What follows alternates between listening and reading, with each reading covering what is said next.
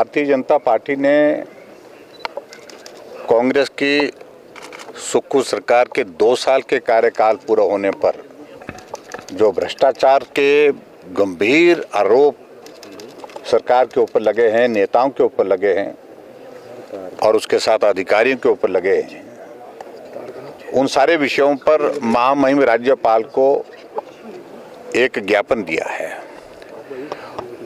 और हमें लगता है कि वो गंभीर आरोप है। इस पर सरकार जो है उसका जवाब नहीं दे पाई, क्योंकि जिस दिन इनके 2 साल की सरकार के कार्यकाल की जो जश्न की बात थी उसमें राजनीतिक बातें उन्होंने कही, लेकिन किसी बात को लेकर के जवाब नहीं दिया। इसलिए ये उचित था कि विधानसभा का सत्र ये अपना विंटर सेशन जो यहाँ धर्मशाला में चल रहा है आज से, हमने कहा सारी चीज़ों को छोड़ करके पहले सरकार से उन भ्रष्टाचार के आरोपों पर चर्चा करके उसका जवाब हमको मांगना चाहिए। इसलिए हम नियम 67 के अंतर्गत आज विधानसभा में चर्चा मांगी और मुझे पहले तो लग रहा था कि सरकार चर्चा करने के लिए इच्छुक नहीं है और अध्यक्ष महोदय ने लगभग जो है वो प्रश्नकाल को शुरू करने की कोशिश की, लेकिन फिर भी उसके बावजूद जब मुख्यमंत्री जी ने कहा कि हम चर्चा करने के लिए तैयार हैं, तो हमारा नियम 67 के अंतर्गत स्थगन प्रस्ताव जो दिया गया था उसको स्वीकार किया गया और अब हम उस पर चर्चा कर रहे हैं। और आज ये बात है कि विधानसभा के अंदर भी उन मुद्दों पर चर्चा हो रही है और विधानसभा के बाहर भी उन मुद्दों को लेकर के चर्चा के लिए अब हम जो यहाँ पर आक्रोश रैली रखी है कांगड़ा जिला की, उस कार्यक्रम में भी जा रहे हैं। और मैं आप सबके बीच में इतना ही कहना चाहता हूँ, जो बातें कहेंगे कुछ बातें हम रैली में भी कहेंगे और उसके बाद अंदर विधानसभा के अंदर हमारी भारतीय जनता पार्टी विधायक दल की ओर से जो माननीय सदस्य अपनी बात कहेंगे उसका अगर हिम्मत है सरकार में वो जवाब दे। मुझे नहीं लगता है सरकार जवाब देने की स्थिति में हो पाएगी। जांच की मांग, हम उस पर जांच की मांग कर रहे हैं, जांच की भी मांग कर रहे हैं और उसके साथ आरोप है, इस पर जवाब दे। Thank you. देखिए, भ्रष्टाचार के आरोप हमने 11 दिसंबर को महामहिम राज्यपाल महोदय को इस सरकार के कारनामों का कच्चा चिट्ठा सौंप पर भी लगाए थे।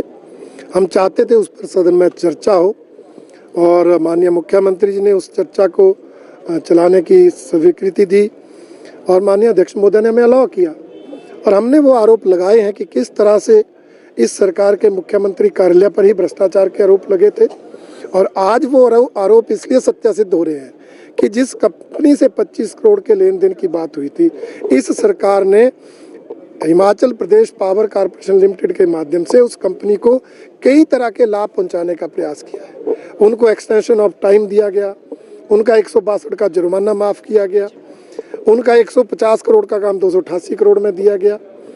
उन्होंने मलबे को हटाने का रेट जो 67 रुपये पर क्यूबिक मीटर था 88 रुपये पर क्यूबिक मीटर हो गया। 1,74,000 क्यूबिक मीटर मलबा हटना था, 3,74,000 क्यूबिक मीटर हो गया।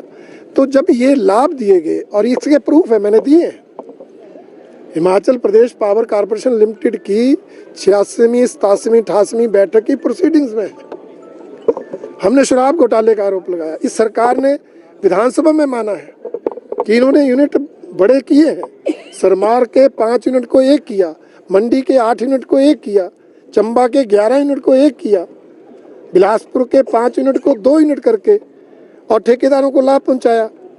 सिंगल टेंडर जो है वो इन्होंने इशू किया है और ऐसा कहाँ होता है कि सभी जिलों के ठेके जो है वो रिजर्व प्राइस के बराबर चले जाए। ऐसा तभी होता है जब ठेकेदार और जो प्रशासन है वो मिलकर काम करते हैं और एक जिले के हमने आरटीआई की रिपोर्ट भी साथ लगाई है, प्रूफ वो भी दिया है। सर, तो ऐसा क्या हो गया कि बार ये स्पीकर की तरफ से कहा जा रहा है कि आप सामान्य आरोप लगा रहे हैं, सामान्य चर्चा करें, तथ्य नहीं दे रहे हैं। अब उनको अगर ये आरोप सामान्य लगते हैं तो इसका मतलब कांग्रेस भ्रष्टाचार को समझ नहीं पा रही, उनके लिए ये भ्रष्टाचार नहीं। अब 2 करोड़ 70 लाख की जमीन कुछ माह बाद ही 6 करोड़ 72 लाख में चली जाए, अब वो क्या सामान्य आरोप है? सरकार खरीद रही है, मुख्यमंत्री जी उसमें फाइलों को साइन कर रहे हैं।